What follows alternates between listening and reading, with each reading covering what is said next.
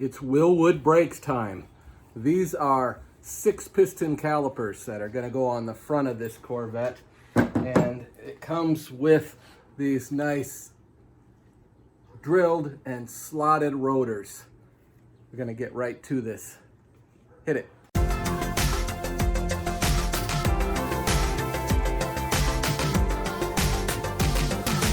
You're watching On the Mark with Mark. And while I don't get right to it, here is the rear brakes that I've already done on the Corvette.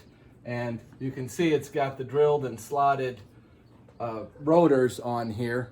And I've got the new calipers on here. These calipers look almost identical to the factory ones, except for these are aluminum.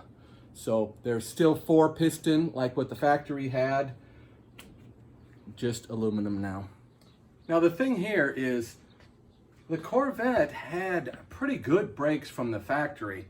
Now this is a 1973 Corvette, but these brakes, I believe they first were introduced to Corvette in 66 or 67 with the 4-piston calipers all the way around. And even clear up to 73 when this car was built, this was the only American-made car that had 4-wheel disc brakes as standard equipment. So very high performance for its day. Now, if you're going to try to claim that was almost 50 years ago, you would be right. So completely outdated for today. And of course, the modern Corvette, you ought to see the size of the calipers on the new Corvettes. I mean, they're probably twice as big as this. But this is a very neat piece right here. You can see the 3 pistons there, and it's not a piston and anvil setup. It's actually pistons on both sides, so it's getting the squeeze from both sides there. And this is also made of aluminum, just like the rear ones are, but this is an actual new casting that Wilwood has here. Oh, they even wrote it right on there, 6-piston. Super awesome.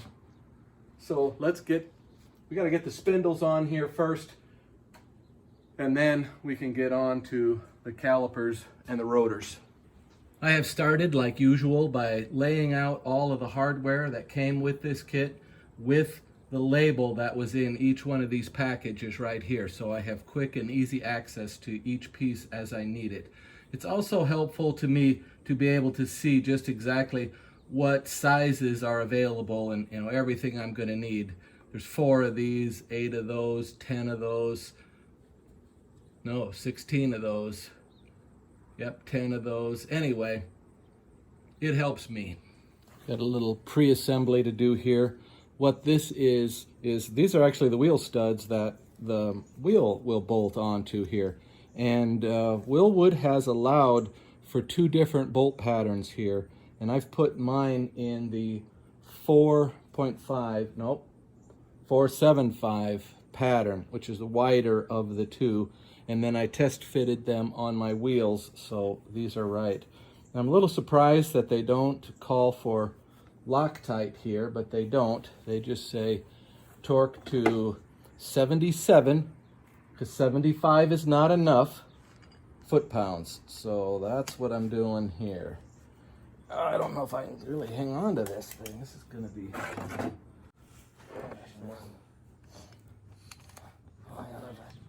I sure as heck don't want to clamp it in the vise. I'll find a way.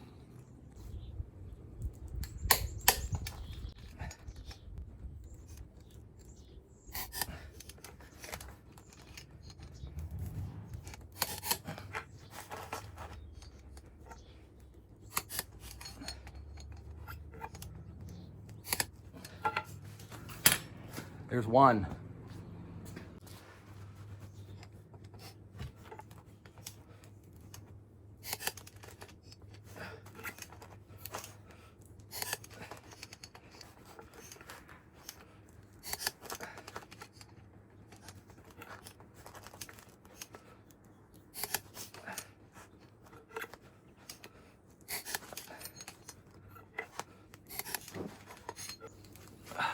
That's 2.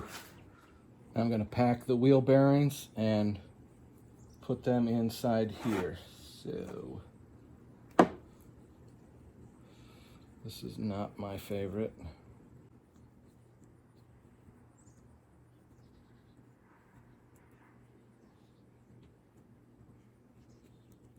Okay, it's coming through on the front blade. It's playing over here.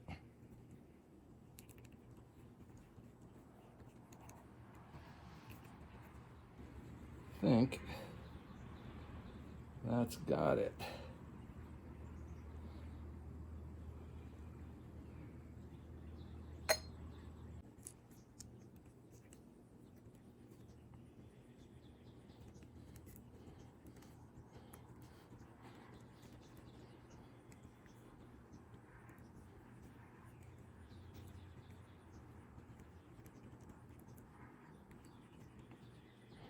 Okay, I see it coming through on this side good, all the way around, so that's what I call packed. Okay, got those in there. Now I need to push the seal on. I might get a new pair of gloves.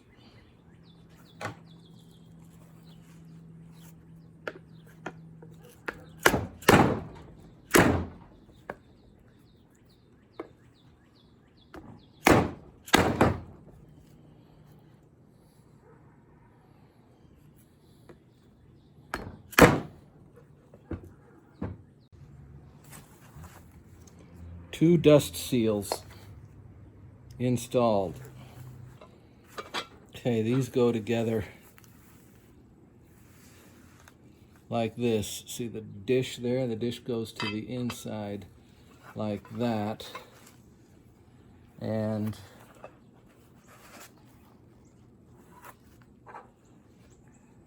they get Loctite and torqued to 25 foot-pounds.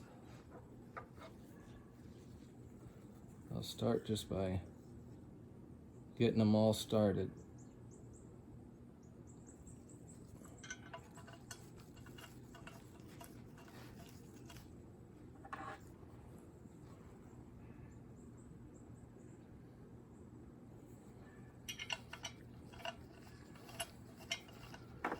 Before I go too far, do I have a method of torquing these down?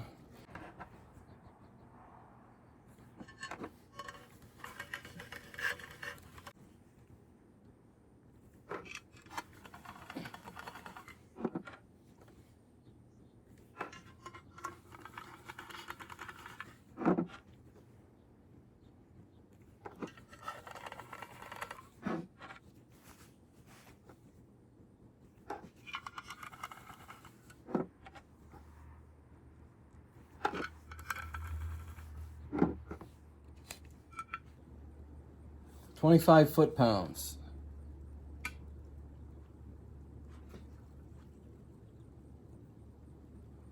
Oh my gosh. Come on.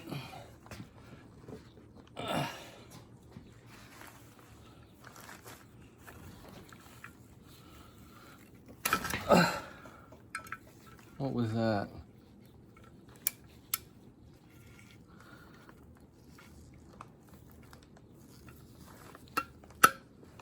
Nice. Great. I don't have a way to torque these.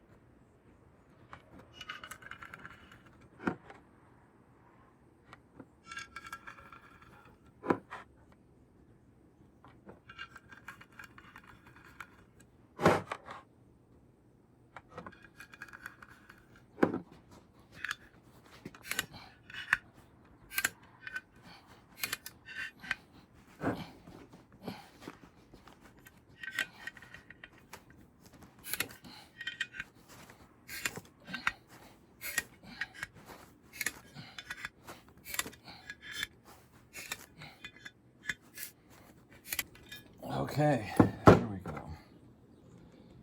Next we take the hub and mount it to the hub adapter here. Now this starts off kind of a loose fit, but then that final shoulder right there comes in very fine fit there. It doesn't have friction to it or anything, but it's really good.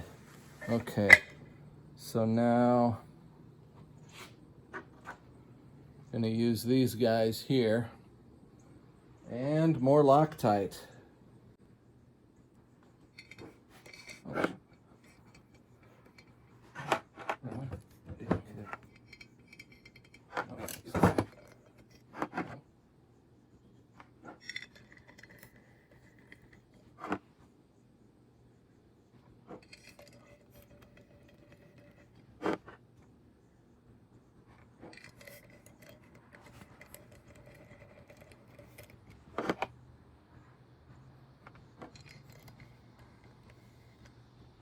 Okay, I have this set for 25 foot-pounds. Let me double check that. 45 foot-pounds, yes.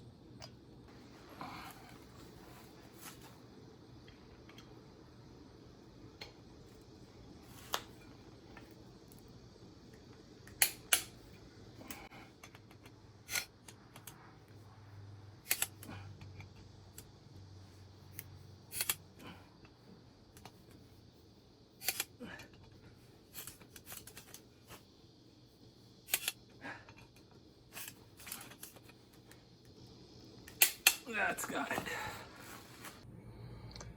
Here's the bolt that Wilwood supplied, and it looks like it was made for a factory spindle where it would have actually gone through this part of the arm. But since I have the Ride Tech assembly here, this bolt will not work.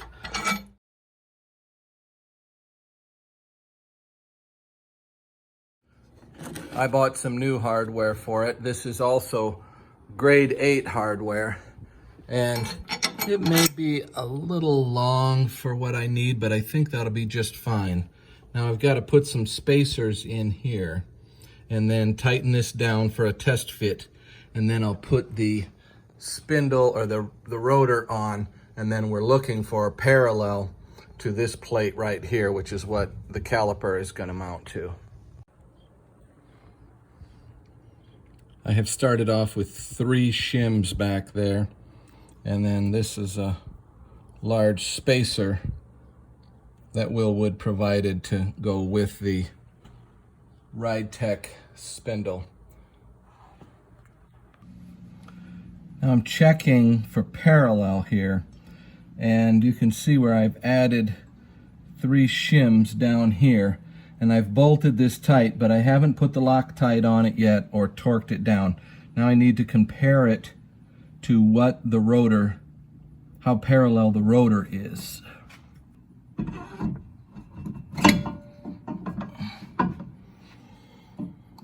Okay, I'm looking for parallel here, and I don't know why the instructions say to do this now, because this thing just wobbles all over. I only got 1 set of bearings on it. Yeah, I can kind of tell. I mean, it looks pretty good, I guess. Boy, it seems like it should be better to have both sets of bearings on and tighten it down once first. You know, maybe I can tell. It looks good. All right, we're gonna take those bolts out and hit them with Loctite and torque them.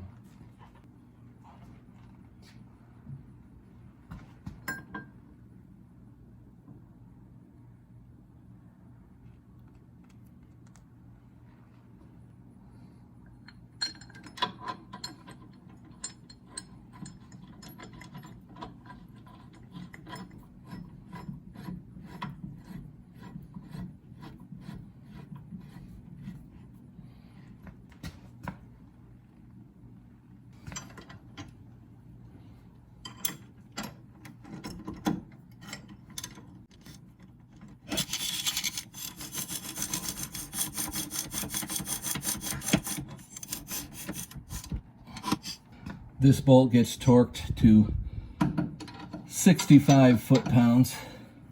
Let's see if I got that in me. I think so. The only real problem is when I don't have anything to hang on to. That's it. Yep, there's 65 foot-pounds. This guy here needs to be torqued to 125 foot-pounds. Let me check that. 120 foot-pounds. Well, I don't have the sockets that actually are these Allen wrenches. But what I do have is a cheater bar. And this bar is about 18 inches long. Let's measure it just for grins. Yes, it is 18 inches long. Which means if I can put 120 pounds of force on it at the 1 foot mark, that would be what I need. So if I'm trying to use the end of the bar, how many pounds would I need to go? Probably lose, let's see, if it was 2 feet long, I'd only have to do 60 pounds. So 30 onto 60, so 90 foot-pounds. So if I can pull this with 90 pounds of force right here, that would be the equivalent. So let me get a feel for 90. I think right there. So that was the ballpark. All right, that sucker is on there now. Oh, now I'll go do the other side, then we'll come back here.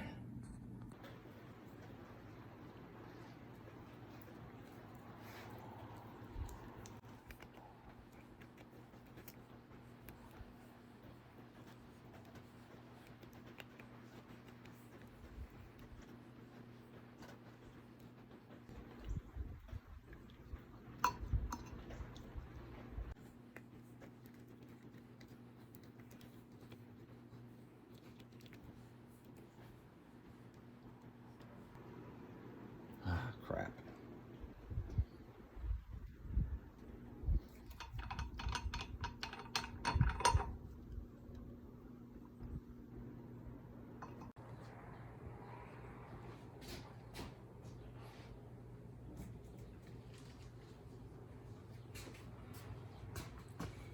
Okay, being mindful of this little arrow right here with a rotation, it goes this way.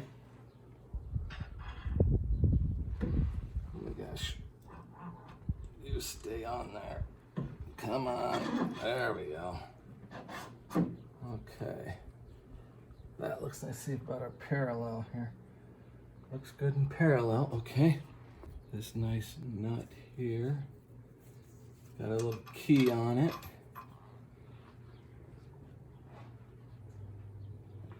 And then I got a new set of castle nuts. Of course, I had to get a little bit of grease on my thumb. You know what? I'm gonna wipe that grease off on here. There we go.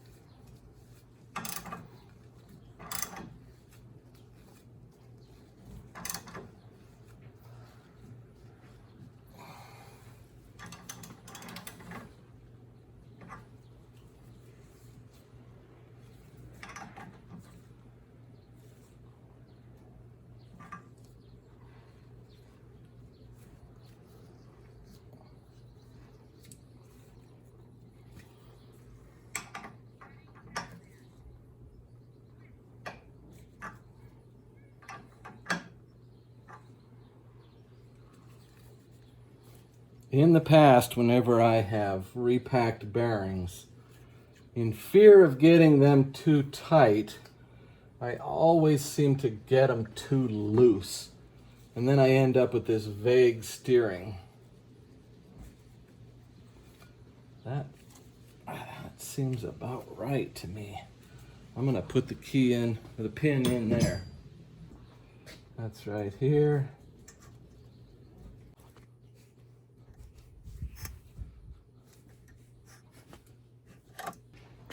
Here's a really cool thing. This is what's going to show on the outside. It says Wilwood. But more importantly, this actually screws on. It has threads and it's got an O-ring there, which is really cool. Look how that's going to clean up there. Oh my gosh. Oh, that looks so beautiful. Let me show you how the factory did it.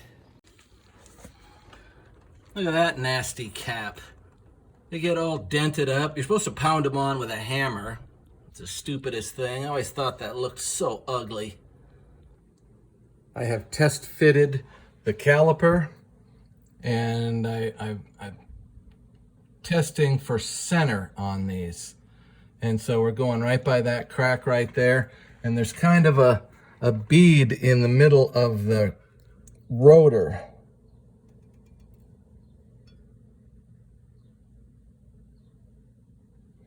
And they look good.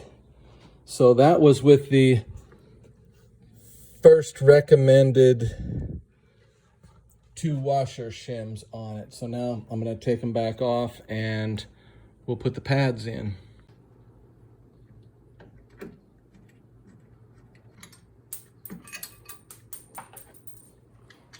Hopefully they don't roll too far. I lost 3 out of 4.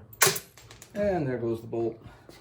To put the pads in, you see the pads have got these holes in the top, and then the caliper has got these 2 pins right here, and those pins go through those holes. Now, when I was doing the back brakes, they used this same method here. And if you look in that hole, there's this silly little round pin, and at least on this one, they gave me an extra set. Looks like a full set of 4, which would take care of it. But when I was putting the rear ones together, I had that pin and I was trying to put it in there and it slipped off my needle nose and went ping across the shop. And I saw the direction it went to. And I cleaned the shop for at least 2 hours. I took everything out from underneath of my workbench, looked through everything. I couldn't find those pins, that one pin anywhere. I had to write to the company and they sent me another one. It took another full week. It was really a pain in the neck. And then 8 months later, I found it sitting on top of a shingle underneath of my workbench. I don't know why I couldn't find it at the time. But here we go. I'm going to pull these out again. Let's see if I can hang on to them this time. There. Okay. You see that little thing? Made to fly. It's beautiful. That thing could take off and waste a lot of time. Got it. Okay, then it just sort of looks like a nail, except it's not pointed on the end. And then these go in from the bottom. One goes here. And one goes up here.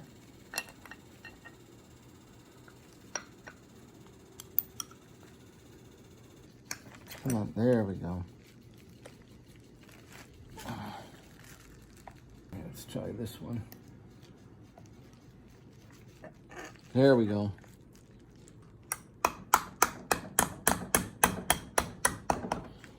There it goes. There we go. All right. Okay, the heads of what looks like nails go down inside of those holes, and then that leaves that ring in there for these little flyaway clips. Let's see how this goes.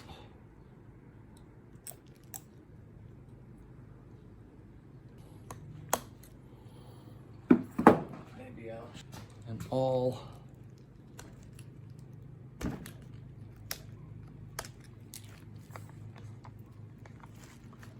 maybe that is it.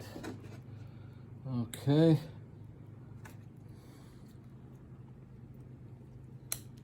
There we go. That one went right in.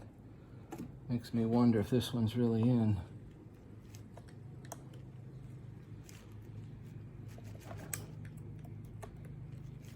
Yeah, it's not coming out. Okay, you know what? All of that, those pins and that on the back side and the heads of the screws and everything, sure makes for a clean front of the caliper, doesn't it? It's just beautiful. Boy, there's some art to this. All right, we'll put it back on with my shims and then we'll tighten her down. The bolts holding the calipers on are to be held in with red Loctite 271. That's what the instructions say. But I'm looking at this, it says heavy duty permanent. Now, that doesn't make a lot of sense to me because the calipers have to come off again to replace the pads. You can't, that's one thing the factory pads or calipers had over these is you could load the new set of pads from the top without removing the calipers. In fact, I think the rear ones are still that way, but these are blocked by this piece right here. So you have to be able to remove the pad or the caliper, and what do you bet that's gonna be me? And I don't want to have to try to defeat permanent Loctite red 271 when I have some blue Loctite, which is removable. And that ought to keep the bolts from backing out. And I just have a feeling that Wilwood has put that in there as a kind of a CYA application, and I don't blame them for that, but I don't need the headache of having to apply heat. You'd have to apply heat to the bracket, which you can't hardly get to when the caliper is there, so it's possible you could even melt some O-rings or something to get that, whoa, red Loctite off of there. So I'm using blue.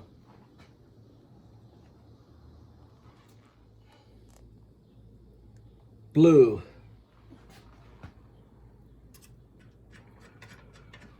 And torque to 40 foot-pounds. There they are. Okay. Loctited on there with the blue Loctite. Correct in my book.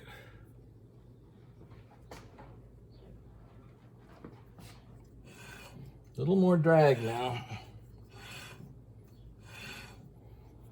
Actually, yeah, they'll be spinning that way.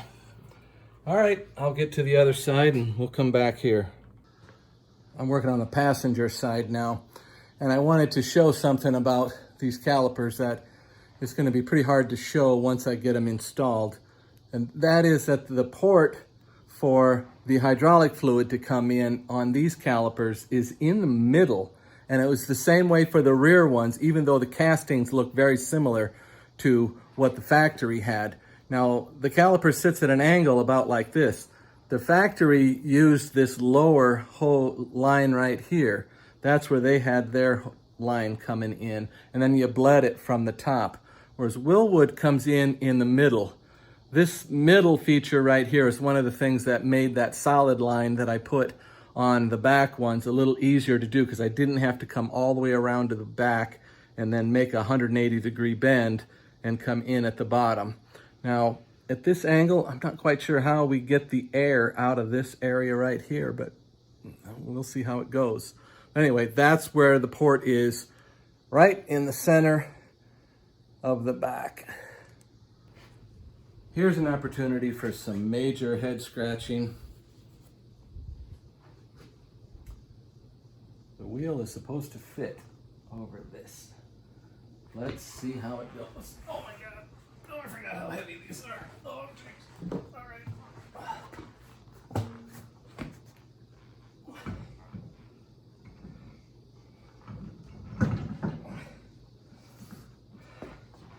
Oh, I'm scuffing my aluminum. There we go. Okay. Now, one crazy thing the new studs are larger diameter than my old ones, so my lug nuts don't fit anymore. I'm gonna have to buy some new ones, but still I needed to put it on here.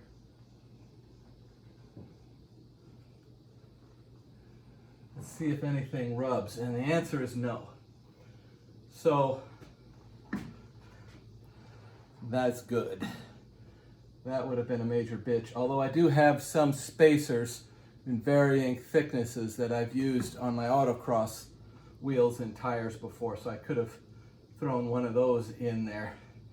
But not to worry, we don't need to do anything there. Okay, I was a little critical of the Wilwood brake lines on the rear wheels for this, and I ended up not using their braided steel fitting and bent my own lines. And in fairness to Wilwood, here is a note that they added on this one. It says, Wilwood hose kits are designed for use on many different vehicle applications, and it is the installer's responsibility to properly route and ensure adequate clearance and retention of brake hose components. Wilwood offers universal brake flex line hose kits, both domestic and metric. So here's the one that they sent for my car, and let's see what it says. It says brake line kit. No, these are the ones that I had on the rear to begin with. If you recognize that little at 90 degree right there, that was touching the trailing arm, and I didn't like the way it was, so I redid them. But I've got these now, and I've got some other ones. I actually have, oh my gosh, somehow I've ended up with 12 lines here, so I've got 6 pairs, and gosh, I only need 2. I mentioned before that I had ordered several different kits before I found something that actually worked right for me, but that was also replacing that one flex line that really wasn't part of the Wilwood kit. So I'm gonna try a bunch of different things. We'll see what I come up with. To start with, I'm going to put this fitting on. It screws right on there, and it gives a good terminator to the frame here, and then I'll be able to put this clip in. Oh, that seems a little funny. Yeah, that needs to go up, and then this clip will go in on top. So I need to tighten that up, and then I'll show it to you. Okay, now this fitting then allows me to use this type of a hose on here. So I could screw on with this. Is that, and that looks like that might actually work pretty good right there. I'll have to check the full turn radius, and we're in full droop. I was thinking maybe, well, you know what? This might be the ticket. This will screw right into the back of the caliper, I think. I'll have to check that. If that's true, then instead of this one, I'd have to put a fitting on the end of this. This might fly here, and then this, let's see. Ooh, boy, I like that. I'm gonna peel off. Okay, I peeled off that sticker that was on the back side that was keeping the dirt out of the caliper. Now I'm gonna see if this will screw right into there. Not sure. No, it's a different type of fitting. It, that's dangerous. It does screw into there, but it does not seal. So let's see what we do need there. Maybe I'll go back to the instructions. The hole on the back of the caliper is a pipe thread, and that's what that is. And then I have this type, which is, I believe it's called a JIC. And that's what this, there's a little flare in there. That's what will seal onto this. So this gives me my 90, which is nice and trim. And then I can screw that onto the back here. And then this could go like that. And that looks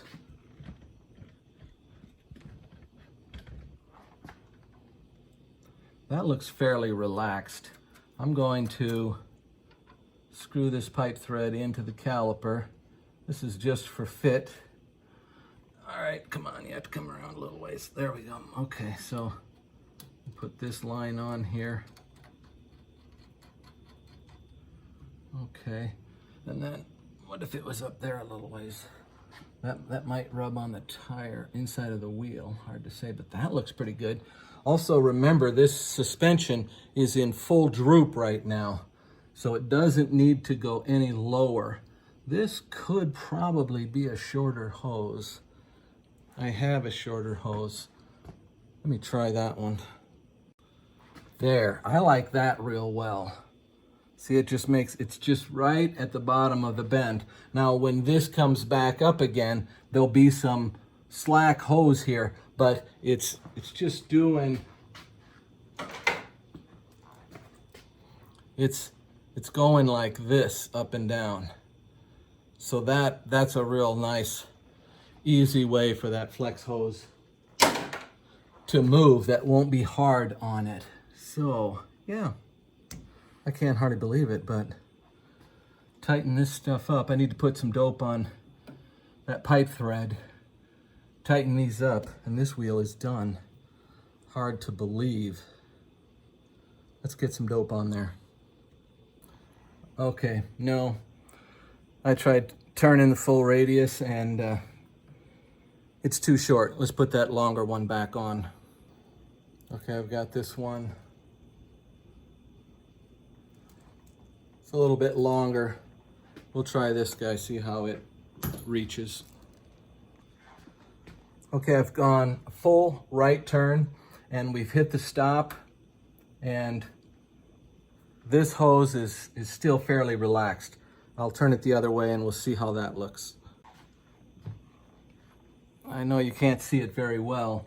The car right now, the way I have it just rough aligned, is heavily towing in. So I could try adjusting that a little bit better, but I don't see it fouling anything here. So this is the arrangement that I'm going to use. I think everything will be just fine here. So I just need to tighten these two down here, and this side is done. I'll do the other side, and then we'll wrap this up. One step closer to getting this Corvette on the ground. I've got the Wilwood brakes installed. They're plumbed, but there's no master cylinder in here. So I'm trying to decide what my next project is going to be. Putting this new Wilwood master brake cylinder on, or I actually found a new old stock door for this car, driver's side, but it wasn't a convertible door. But then one of the guys that commented on Facebook said, you can order this piece right here and cut out a section and then weld this in and make a convertible door out of it. So I thought that was fantastic. And how many new old stock doors are around anymore? This one that I got, I mean, it's new old stock. It's got no rust on it. It's in the black paint. The fiberglass has a little bit of shelf damage on it. So that's got to get taken care of. But more importantly, the door's got to get gapped. And then I'm going to send it out to the body shop, and he's going to paint all the jams. And then I'll rehang it on the car, and then the whole car is going to the body shop. But just the doors are getting painted, and they're going to fade it in on the sides. So we'll see how that goes. So then I still should be able to drive this year. It's only August 10th today, so the summer's fading away, and oh my God, it's 82 degrees in here right now. I'm not sure what time it is, but it's getting close to 10 o'clock. But it was 90 degrees out here most of the time while I was doing this. But this part is done. There still is a little bit of a puzzle over this sway bar, and I was talking to the boys at Ride Tech again today, and they have not stopped looking into this issue. They're saying that this upper A arm that I was suspecting was not the right one for this car. He's saying it is the right one, so it's kind of leaving me puzzled too. I just don't know why this doesn't fit right, but my my patch on here will work, so I would rather have it be right, but this is the way it is right now. All right, thanks for watching all the way to the end. We'll have to wait and see what I work on next. Probably has to be the door, so that's quite a bit different than what I've been doing. I actually have 2 doors. Well, really, I have 3 doors, unless you count the 2 that came on the car. Then I have 5 doors. So I'll get the passenger one out of the upstairs of the garage too, and I'm gonna hang it and gap it. One crazy thing, these lug nuts are larger diameter than what came off of the car.